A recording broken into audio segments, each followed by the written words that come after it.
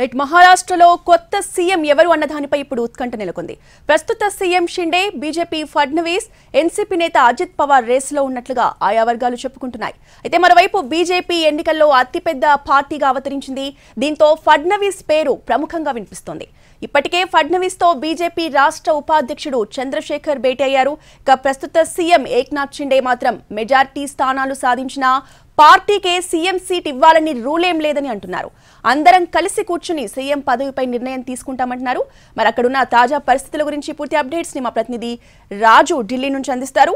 రాజు,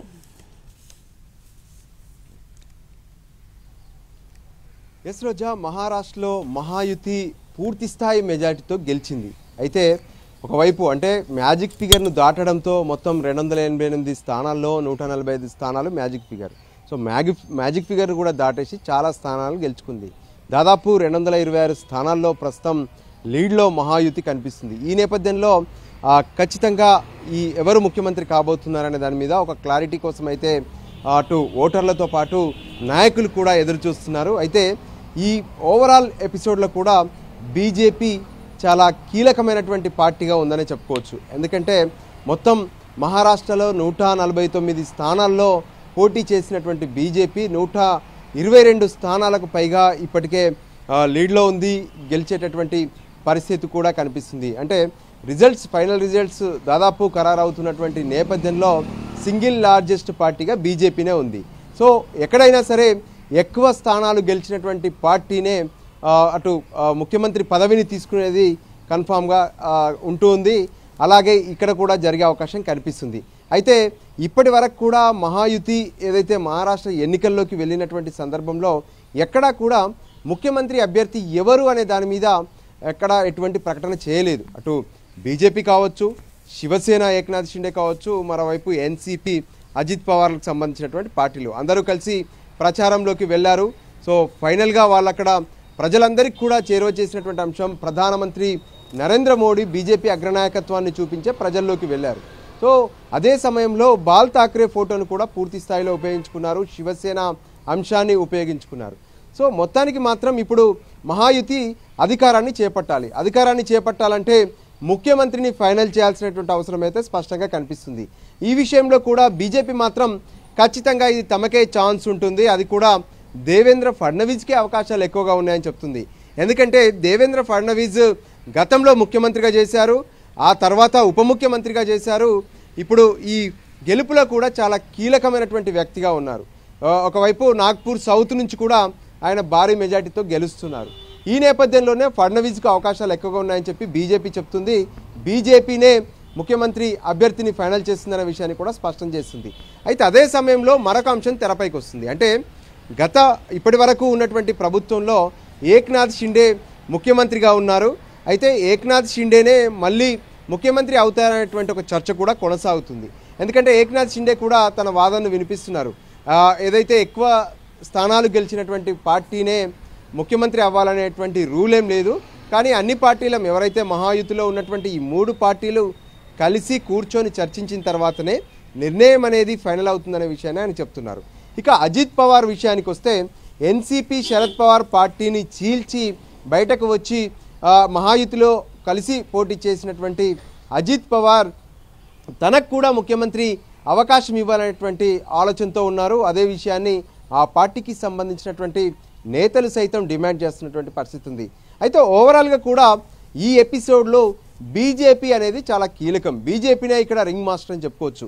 ఎందుకంటే 149 స్థానాల్లో పోటీ చేసినటువంటి బీజేపీ 122 స్థానాలను ఇప్పటికే గెలుచుకుంటున్నటువంటి పరిస్థితి ఉంది. అంటే సింగిల్ లార్జెస్ట్ పార్టీగా అవతరించింది.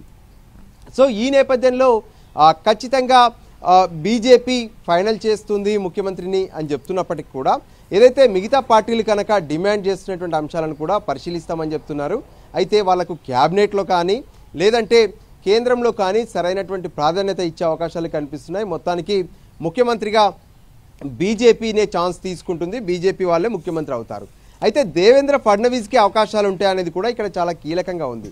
ఎందుకంటే ఈ మధ్య కాలంలో జరిగినటువంటి అసెంబ్లీ ఎన్నికల సందర్భంలో బీజేపీ ఎవరు ఊహించని పేర్లను తెరపైకి తీసుకొచ్చి ముఖ్యమంత్రులను చేసినటువంటి పరిస్థితి కనిపిస్తుంది. మధ్యప్రదేశ్లో శివరాజ్ సింగ్ చౌహాన్ను పక్కన పెట్టి అతన్ని ఇప్పుడు కేంద్ర రాజకీయాల్లోకి తీసుకొచ్చి అక్కడ కొత్త వాళ్ళకు అవకాశం కల్పించింది. ఛత్తీస్గఢ్లోనూ కూడా ఇదే విషయాన్ని చేసినటువంటి పరిస్థితి ఉంది.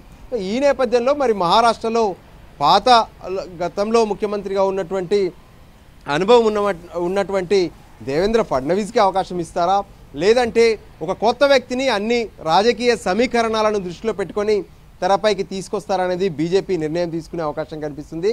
సో ఈరోజు కొంత రాజకీయమైనటువంటి చర్చ జరిగే అవకాశం కనిపిస్తుంది. బీజేపీ ముఖ్యులంతా కూడా కూర్చొని ఢిల్లీలో దీనికి సంబంధించినటువంటి ఒక తుది నిర్ణయం తీసుకుంటారు. రేపు బీజేపీకి సంబంధించినటువంటి కీలక సమావేశం కూడా ఉండనుంది. ఆ సమావేశం తర్వాత బీజేపీ నుంచి ముఖ్యమంత్రి ఎవరుంటారు ఏందనేది ఫైనల్ చేసే అవకాశం కనిపిస్తుంది. అదే సమయంలో అజిత్ పవార్ విషయంలో కావచ్చు, ఏక్నాథ్ షిండేల విషయంలో కావచ్చు, వాళ్ళకు ఉన్నటువంటి డిమాండ్స్ కావచ్చు, వాళ్ళు చేస్తున్నటువంటి డిమాండ్స్ విషయంలో కూడా అన్ని రకాలుగా ఆలోచించి బీజేపీ ఒక కీలక నిర్ణయం తీసుకునేందుకు మాత్రం టైం తీసుకునే అవకాశం కనిపిస్తుంది. మొత్తానికి మహారాష్ట్రలో మాత్రం బీజేపీ నుంచే ముఖ్యమంత్రి ఉండే అవకాశం స్పష్టంగా కనిపిస్తుంది. అంటే రాజు, ఇప్పుడు సీఎం రేసులో ముగ్గురు స్ట్రాంగ్ గా కనిపిస్తున్నారు. షిండే వర్గమేమో షిండేకి ఇవ్వాలని అంటోంది, ఇంకోవైపు ఫడ్నవీస్ కనిపిస్తున్నారు, ఇంకోవైపు అజిత్ పవార్ కనిపిస్తున్నారు. మరి ఈ సిచ్యువేషన్లో సీఎం పోస్ట్ అనేది అంటే అందరూ కలిసికట్టుగా కృషి చేయడం వల్ల వచ్చిన విజయంగా కూడా వాళ్ళు భావిస్తున్నారు. కాబట్టి సీఎం పోస్ట్ అనేది 2.5 హాఫ్ పీరియడ్ ఒకరికి ఏమైనా షేర్ అయ్యే అవకాశాలు అలాంటి టాక్స్ కానీ ఏమైనా బయటకు వచ్చాయా? ఎస్, ఇప్పటి వరకు బీజేపీ మాత్రం ఎక్కడ కూడా ముఖ్యమంత్రి ఎవరు అనే విషయంలో స్పష్టతనివ్వలేదు. కానీ ఏక్నాథ్ షిండేకి సంబంధించినటువంటి శివసేన కావచ్చు, ఎన్సీపీకి సంబంధించి అజిత్ పవార్ విషయంలో వాళ్ళు క్లారిటీగా ఉన్నారు, తమకు అవకాశం వస్తే బాగుంటుంది అనే విషయంలో. అయితే అదే సమయంలో మహారాష్ట్రలో ఒక కీలకమైనటువంటి అంశం ఉంది. శివసేన అంటే బాల్ ఠాక్రే ఎవరైతే పెద్ద ఆయన ఉన్నారో ఆయన వారసులుగా ఉద్ధవ్ ఠాక్రే సరైనటువంటి రాజకీయం చేయట్లేదు, సరైనటువంటి వ్యవహారం లేదు అంటూనే ఆయనను వ్యతిరేకించి శివసేనను చీలిక చేసి ఏక్నాథ్ షిండే బయటకు వచ్చారు. అక్కడ ఉన్నటువంటి ఎమ్మెల్యేలను తర్వాత ముఖ్యమైనటువంటి సీనియర్ నాయకులను తీసుకొని బయటకు వచ్చి వేరుకుంపటి పెట్టుకున్నటువంటి పరిస్థితి కనిపించింది. ఫైనల్గా ఎన్నికల కమిషన్ సైతం ఏక్నాథ్ షిండేనే శివసేనకు అసలైనటువంటి నేతగా ఎన్నికల కమిషన్ సైతం గుర్తించింది. దాంతోనే శివసేన గుర్తు సైతం ఏక్నాథ్ షిండే పార్టీకే దక్కింది. సో ఈ నేపథ్యంలో ఇక్కడ ఉన్నటువంటి కీలకమైనటువంటి అంశం ఏంటంటే అక్కడ ఉన్నటువంటి మరాఠాలో ప్రత్యేకంగా మహారాష్ట్రలో బాల్ ఠాక్రే ఆశయాలు అంటూ ప్రత్యేకంగా ఉన్నాయి. బాల్ ఠాక్రే తను చెప్పినటువంటి నినాదాలు కావచ్చు, ఆయన చెప్పినటువంటి అంశాలు కావచ్చు, వీటిని ముందుకు తీసుకెళ్లేటటువంటి నాయకులు ఎవరు అనే దాని మీద కూడా ప్రత్యేకంగా చర్చ జరిగినటువంటి సందర్భం కనిపించింది. అదే అంశం పైన ఎన్నికల్లో కూడా చాలా కీలకమైందని కూడా చెప్పుకోవచ్చు. ఈ నేపథ్యంలోనే అక్కడ ప్రజలందరూ కూడా ఏక్నాథ్ షిండేను యాక్సెప్ట్ చేస్తున్నారు కదా, ఏక్నాథ్ షిండేకే అవకాశం కల్పించేటువంటి డిమాండ్ అయితే వాళ్ళ నుంచి కనిపిస్తుంది. కానీ బీజేపీకి వాస్తవానికి ఎప్పుడైతే ఉద్ధవ్ ఠాక్రే ప్రభుత్వం పడిపోయిందో ఆ సమయంలో కూడా బీజేపీ కావాలనుకుంటే ముఖ్యమంత్రి కావచ్చు. కానీ ఆ శివసేనను చీల్చి ఏక్నాథ్ షిండే బయటకు వచ్చారనేటువంటి ఒకే అంశం పైన ఏక్నాథ్ షిండేకు అవకాశం కల్పించారు. కానీ ఇప్పుడున్నటువంటి పరిస్థితుల్లో బీజేపీ తనకొచ్చినటువంటి ఈ అవకాశాన్ని వదులుకోవడానికి సిద్ధంగా లేదనేదే స్పష్టంగా అర్థమవుతుంది. అంతేకాదు వాళ్ళకు లార్జెస్ట్ స్థాయిలో ఎక్కువ స్థానాలను గెలుచుకున్నారు. నిజంగా ఏక్నాథ్ షిండే కాదంటే కూడా, వాళ్ళ కూటమి కాదంటే కూడా మద్దతు ఇచ్చేటటువంటి వాళ్ళ సంఖ్య పెరిగే అవకాశం కనిపిస్తుంది. ఎందుకంటే ఇతరులు కొంతమంది గెలుస్తున్నారు. అంతేకాదు ఎన్సీపీ శరద్ పవార్ పార్టీ నుంచి వచ్చే అవకాశాలు ఉంటాయి. దాంతోపాటు ఉద్ధవ్ ఠాక్రే పార్టీ నుంచి కూడా అధికారం ఉంటే మాత్రం వచ్చే అవకాశం కనిపిస్తుంది. సో ఈ నేపథ్యంలో నిజంగా ఏక్నాథ్ షిండే కానీ అజిత్ పవార్లు కానీ మొండిగా వ్యవహరించారనేదే ఇక్కడ స్పష్టంగా అర్థమవుతుంది. కొంత వాళ్ళ డిమాండ్ను బీజేపీ ముందు పెడతారు. అంటే ఛాన్స్ ఉంటే కనుక తమ పేర్లను పరిశీలించాలి, ఏమాత్రం అవకాశం ఉన్నా తమకే ఛాన్స్ ఇవ్వాలని. కానీ ఒకవేళ కుదరినప్పుడు మాత్రం ఖచ్చితంగా వాళ్ళు వెనక్కి తగ్గుతారు, బీజేపీకి అవకాశం కల్పిస్తారు. అదే సమయంలో బీజేపీ సైతం వాళ్ళకు పూర్తి స్థాయిలో ప్రాధాన్యతనిస్తుంది. ఒకవేళ రాష్ట్ర రాజకీయాలు కానీ రాష్ట్ర పరిపాలన విషయంలో అజిత్ పవార్ కానీ ఏక్నాథ్ షిండేకి కానీ ఏమైనా ఇబ్బందులు కనుక తలెత్తితే అవసరమైతే వాళ్ళను కేంద్ర క్యాబినెట్లో కానీ కేంద్ర రాజకీయాల్లో కూడా వాళ్ళకు అవకాశం ఇచ్చే ఛాన్సెస్ అయితే స్పష్టంగా కనిపిస్తున్నాయి. ఈ నేపథ్యంలో దాదాపు బీజేపీ సంబంధించినటువంటి ఎమ్మెల్యేనే మహారాష్ట్రకు ముఖ్యమంత్రి అవుతారనేది స్పష్టంగా అర్థమవుతుంది.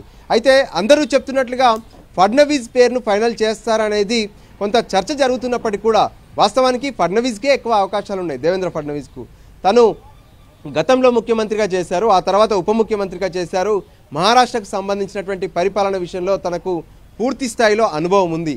అయినప్పటికీ కూడా ఈ మధ్య కాలంలో బీజేపీ అనుభవజ్ఞులతో పాటు అక్కడ ఉన్నటువంటి రాజకీయ సమీకరణాలు, సామాజిక సమీకరణాలు వీటన్నిటిని కూడా మేళవిస్తూ కొత్త వాళ్ళను తెరపైకి తీసుకొస్తున్నటువంటి పరిస్థితి కనిపించింది.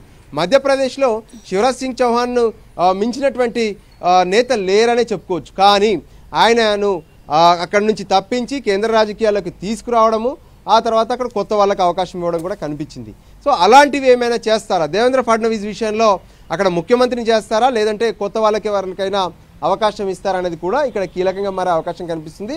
మొత్తానికి 1-2 రోజుల్లో అంటే 26వ తేదీన కొత్త ప్రభుత్వం ఏర్పాటు కావాలి. సో దానికంటే ముందే బీజేపీ అంటే మహాయుతి మొత్తం కూడా బీజేపీ, శివసేన ఏక్నాథ్ షిండే, దాంతోపాటు ఎన్సీపీ అజిత్ పవార్ల ఈ 3 పార్టీలు కలిసి ఒక కీలక నిర్ణయం తీసుకొని కొత్త ప్రభుత్వాన్ని ఏర్పాటు చేసే అవకాశం స్పష్టంగా కనిపిస్తుంది.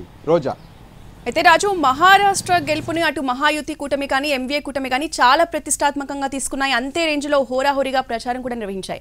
మరి భారీ గెలుపును బీజేపీ ఏ విధంగా చూస్తోంది అండ్ ఈ ఉత్సాహం అనేది ఫ్యూచర్లో బీజేపీకి ఎలా ఉండబోతోంది? ఎస్, దేశంలో ఉన్నటువంటి రాష్ట్రాల్లో ఉత్తరప్రదేశ్ తర్వాత మహారాష్ట్రను చాలా కీలకంగా తీసుకుంటాయి జాతీయ పార్టీలు. ఎందుకంటే ప్రత్యేకంగా దేశంలో అంటే యూపీలో ఎక్కువ పార్లమెంటు స్థానాలు ఉండడం, మరోవైపు ముంబై విషయానికి వస్తే అంటే మహారాష్ట్ర విషయానికి వస్తే మాత్రం దేశ ఆర్థిక రాజధానిగా చూస్తారు. సో ఆర్థిక రాజధానిలో ఖచ్చితంగా తమ జెండా పాతాలని చెప్పి ప్రతి పార్టీ ఆకాంక్షిస్తుంది, ఆశిస్తుంది.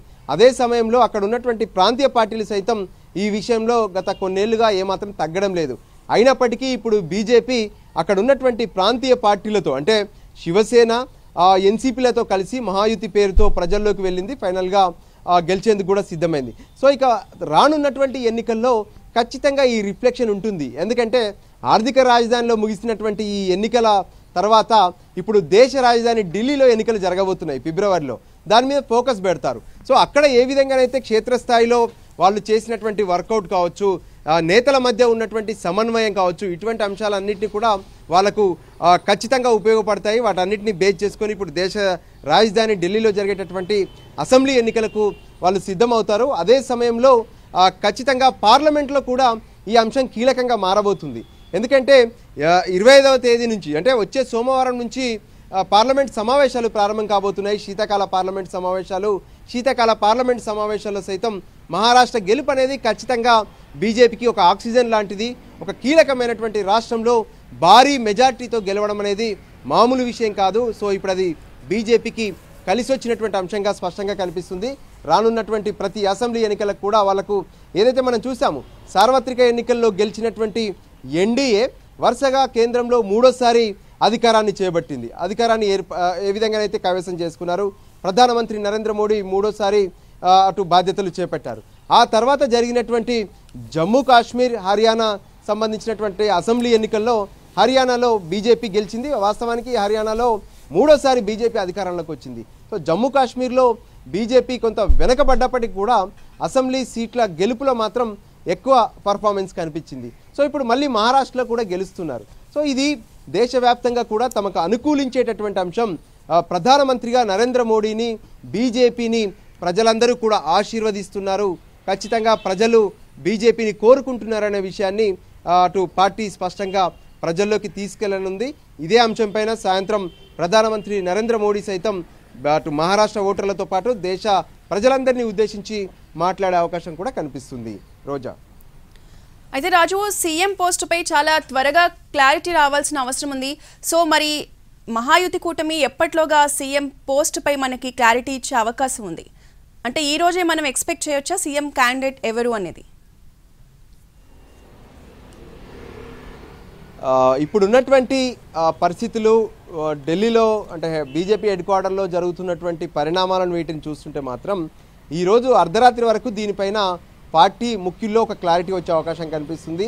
దానికి సంబంధించినటువంటి ప్రకటన మాత్రం రేపు ఉండొచ్చు. ఎందుకంటే ఈరోజు సాయంత్రం ప్రధానమంత్రి నరేంద్ర మోడీ, పార్టీ జాతీయ అధ్యక్షుడు జేపీ నడ్డా, అమిత్ షాతో పాటు మరికొంతమంది ముఖ్య నేతలు బీజేపీ హెడ్ క్వార్టర్స్కు సాయంత్రం చేరుకుంటారు. అక్కడ ప్రజలను ఉద్దేశించి ప్రధానమంత్రి మాట్లాడిన తర్వాత, జేపీ నడ్డా మాట్లాడిన తర్వాత పార్టీ కార్యాలయంలో ఒక కీలక సమావేశం జరుగుతుంది. ఆ సమావేశం సందర్భంగా ముఖ్యమంత్రి పదవికి సంబంధించి చర్చ జరిగే అవకాశం కనిపిస్తుంది. అనంతరం బీజేపీ అక్కడ ఉన్నటువంటి ఎవరైతే మహాయుతిలో గెలిచారో బీజేపీ ఎమ్మెల్యేలతో పాటు ఏక్నాథ్ షిండేకి సంబంధించినటువంటి శివసేన ఎమ్మెల్యేలు, మరోవైపు అజిత్ పవార్కి సంబంధించినటువంటి ఎన్సీపీ ఎమ్మెల్యేలతో ఒక ప్రత్యేక సమావేశాన్ని నిర్వహిస్తారు.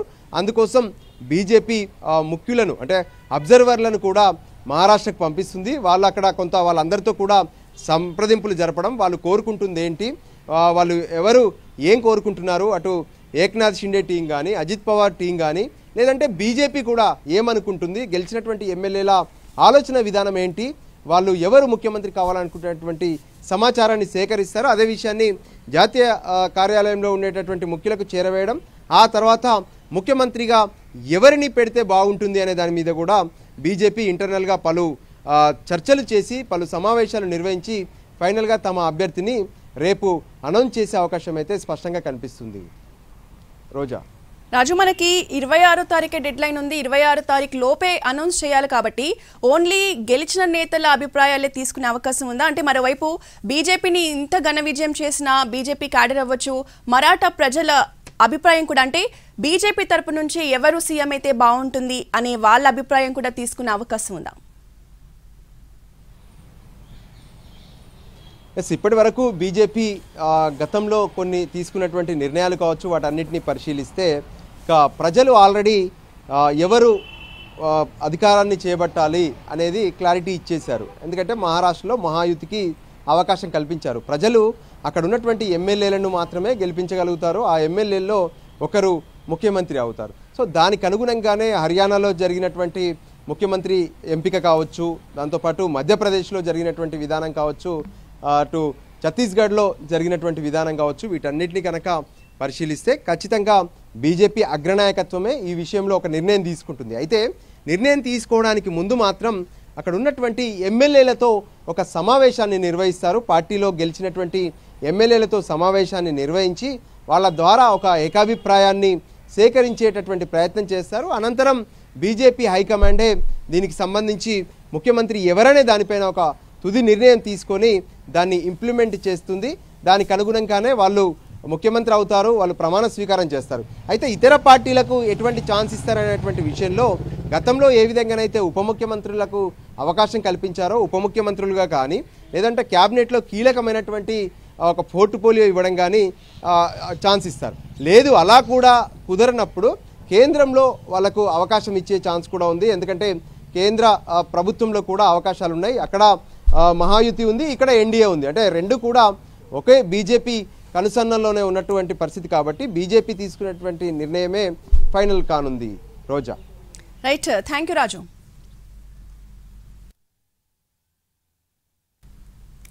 సో మొత్తానికి మహారాష్ట్ర కొత్త సీఎం ఎవరు అన్న దానిపైన ఇప్పుడు ఉత్కంఠ కొనసాగుతోంది.